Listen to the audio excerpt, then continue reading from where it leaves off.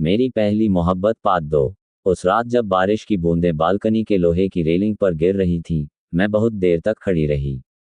ठंडी हवा मेरे बालों को उड़ा रही थी और दिल के अंदर एक अजीब सी शांति थी। आरव चला गया था, शायद हमेशा के लिए। लेकिन अब उस जाने का दर्द पहले जैसा नहीं था। अब मैं जान चुकी थी कि प्यार अगर लौट कर आए भी, तो पहले जैसा नहीं रह सकता। मैंने खुद से वादा किया था कि अब मैं अपनी जिंदगी को किसी और के इर्द गिर्द नहीं रखूंगी। मैं खुद को फिर से बनाऊंगी। अगले दिन ऑफिस में गई तो सब कुछ वैसा ही था, फाइलें, प्रोजेक्ट्स और लोगों की वही गॉसिप। फर्क बस इतना था कि अब मेरे अंदर वो शनाया नहीं थी जो हर वक्त आरव की तरफ देखती रहती थी। अब मैं अपने काम में खो गई थी, अपनी पहचान बनाने लगी थी। ऑफिस में सबको लगा मैं बहुत स्ट्रांग हूँ। किसी ने पूछा भी, शनाया तुम ठीक हो ना? मैंने मुस्कुराकर कहा, कभी कभी ठीक होने का दिखावा करना जरूरी होता है। लेकिन रात को जब अकेली होती, तो आंखों से आंसू खुद बहने लगते। यादें ऐसे पीछा करती जैसे कोई साया, जिसे छुड़ाना मुश्किल हो। फिर भी मैंने खुद को समझाया कि जो बीत गया, उसे अब बस यादों में रखना है, जिंदगी में नहीं। धीरे धीरे वक्त बीतने लगा। 3 महीने गुजर गए। आरव का नाम अब किसी ने नहीं लिया। ऑफिस में अब एक नया सीनियर आया था, विवेक मेहरा। पहले दिन जब वो हमारे डिपार्टमेंट में आया, तो पूरे ऑफिस की लड़कियां बस उसकी तरफ देखती रह गईं। स्मार्ट, कॉन्फिडेंट और सबसे बढ़कर एक अलग सी सादगी। मैं तो वैसे भी इन चीज़ों से अब दूर रहना चाहती थी, लेकिन पता नहीं क्यों, उसकी आंखों में कुछ था जो सीधे दिल तक उतर जाता था। वो बहुत शांत स्वभाव का था। कभी ज्यादा नहीं बोलता, लेकिन जब बोलता तो शब्दों में सच्चाई होती। एक दिन मीटिंग के बाद उसने मुझसे कहा, आपका काम बहुत अच्छा है शनाया। रिपोर्ट्स की डिटेल देखकर लगा कि आप सिर्फ काम नहीं करती, उसे जीती हैं। मैं बस हल्के से मुस्कुरा दी, लेकिन अंदर कुछ हिल गया। किसी ने बहुत दिनों बाद मेरे काम की तारीफ की थी। अब हमारी बातें बढ़ने लगीं। पहले सिर्फ ऑफिस तक सीमित थीं, फिर कभी कभी कॉफी तक पहुंच गईं। एक शाम उसने कहा, शनाया कभी सोचा है कि इंसान तब तक अधूरा रहता है जब तक वो अपने जज्बातों से भागता रहता है? मैंने हंसते हुए कहा, और जब उनसे भिड़ जाए तो? वो बोला, तो या तो टूट जाता है, या और मजबूत बन जाता है। उसकी बात जैसे सीधे दिल में उतर गई। विवेक और आरव में बहुत फर्क था। आरव बेफिक्र, जल्दी गुस्सा होने वाला और थोड़ा इमोशनल था, जबकि विवेक शांत, समझदार और परिपक्व। वो मुझे देखता तो आंखों में इज्जत होती, कोई हक नहीं। मुझे नहीं पता कब मैंने उसकी बातें अपने दिन का हिस्सा बना लीं। वो ऑफिस से निकलते वक्त हमेशा कहता, अपना ध्यान रखना, और मैं उसी एक लाइन में सुकून ढूंढ लेती। एक शाम ऑफिस में लेट मीटिंग थी। जब मैं बाहर निकली तो बारिश फिर शुरू हो गई थी। सब जा चुके थे। मैं बाहर खड़ी सोच रही थी कि अब कैसे घर जाऊं, तभी एक कार आकर रुकी। बैठो, मैं छोड़ देता हूँ, विवेक ने कहा। मैं हिचकिचाई, लेकिन वो बोला, बाहर ज्यादा देर रहोगी तो सर्दी हो जाएगी। मैंने बैठते हुए कहा, आपको परेशान कर रही हूँ। वो मुस्कुराया, आप परेशान नहीं, आदत बन रही हैं। ये सुनकर मेरा दिल अजीब ढंग से धड़कने लगा। रास्ते में उसने गाना लगाया, वही पुराना गाना जो आरव को भी पसंद था। कुछ पलों के लिए मैं खो सी गई। शायद यादें कभी सच में जाती नहीं। विवेक ने पूछा, कुछ सोच रही हैं? मैंने झूठ कहा, नहीं, बस बारिश अच्छी लग रही है। उसने कहा, कभी किसी ने आपको इस तरह देखा है जैसे बारिश को?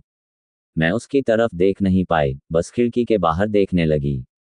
दिन बीतते गए। ऑफिस में अब सब कहते, शनाया और विवेक की ट्यूनिंग बहुत बढ़िया है। मुझे सुनकर अच्छा भी लगता और डर भी। मैं फिर से किसी के करीब नहीं जाना चाहती थी। डर था कि कहीं फिर से वही दर्द ना दोहराए।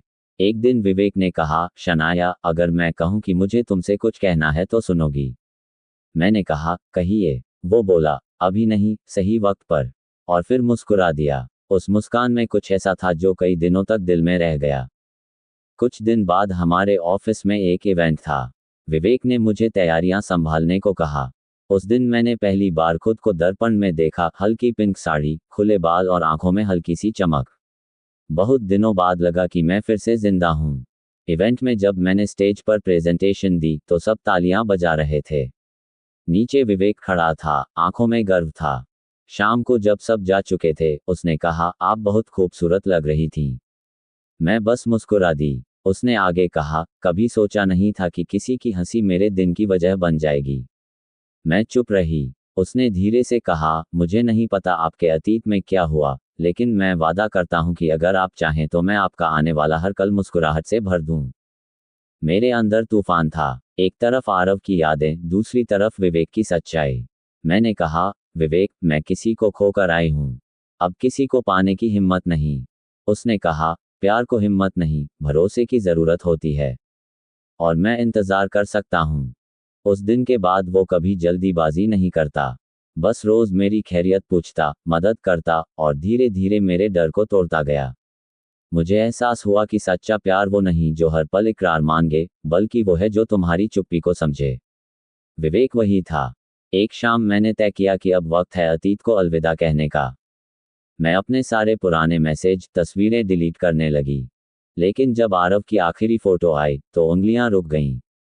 तभी मोबाइल पर कॉल आया आरव का। मैंने कुछ पल सोचा और रिसीव किया। वो बोला, शनाया, बस एक बार मिलना है। मैंने कहा, क्यों? वो बोला, क्योंकि अब समझ आया कि मोहब्बत क्या होती है। मैंने कहा, आरव, मोहब्बत तब नहीं समझ आती जब खो जाए, बल्कि तब जब उसे संभालो। और तुमने संभालने से पहले छोड़ दिया था। उसने कहा, क्या अब किसी और से? और मैं बोली, हाँ आरव, अब किसी और ने मुझे वो सुकून दिया है जो तुम कभी नहीं दे पाए। फोन काटने के बाद मैं बहुत देर तक शांत रही। मुझे लगा, अब मेरी जिंदगी ने नया मोड़ ले लिया है।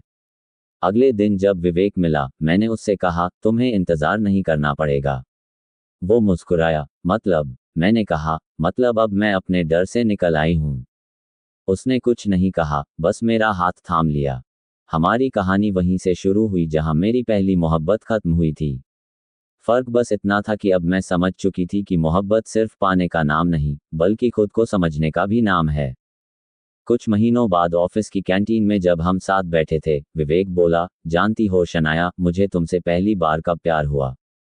मैंने कहा, कब? वो बोला, जिस दिन तुमने कहा था कि तुम ठीक हो जबकि तुम नहीं थी। उस झूठ में भी सच्चाई थी। वो पल मेरे लिए सब कुछ था। मैंने पहली बार किसी की आंखों में अपना सुकून देखा। लेकिन जिंदगी की सबसे बड़ी खूबसूरती यही है कि जब सब ठीक लगता है, तभी कोई मोड़ आता है। एक शाम विवेक ने कहा कि उसे 1 महीने के लिए बाहर ट्रांसफर पर जाना होगा। दिल में डर था, पर मैंने कहा, जाओ, मैं इंतजार करूंगी। लेकिन इस बार इंतजार डर से नहीं, भरोसे से भरा था। वो चला गया। उसके जाने के बाद मैंने खुद को और मजबूत बना लिया। काम, दोस्तों, और छोटी छोटी खुशियों में जिंदगी को फिर से सजाने लगी। लेकिन एक रात खबर आई, विवेक की कार का एक्सीडेंट हो गया। मैं वहीं ठिठक गई। दिल जैसे रुक गया। अस्पताल पहुंची तो वो बेहोश था। डॉक्टर बोले, टाइम पर आ गई तो ठीक हो जाएगा। मैं उसके पास बैठी, उसका हाथ थामे बस कह रही थी, अब मुझे अकेला मत छोड़ना। उसकी उंगलियों ने हल्की सी हरकत की। आंखें खुली और उसने कहा, मैंने कहा था ना कि भरोसा रखना। मेरी आंखों से आंसू बह निकले। कई दिनों की दुआओं के बाद वो ठीक हो गया। और उसी दिन मुझे समझ आया कि प्यार का मतलब सिर्फ यादें नहीं, बल्कि साथ निभाना होता है, हर हाल में। कुछ महीने बाद हमारी सगाई हुई। सब कुछ इतना शांत और सच्चा था कि यकीन नहीं होता था कि यही वो शनाया है जो कभी टूटी हुई थी। फिर एक दिन शाम को जब मैं बालकनी में बैठी थी, बारिश फिर से होने लगी। मैंने मुस्कुराकर आसमान की तरफ देखा और मन ही मन कहा, आरव, शुक्रिया, तुमने मुझे खोकर सिखाया कि प्यार सिर्फ महसूस नहीं, समझा भी जाता है।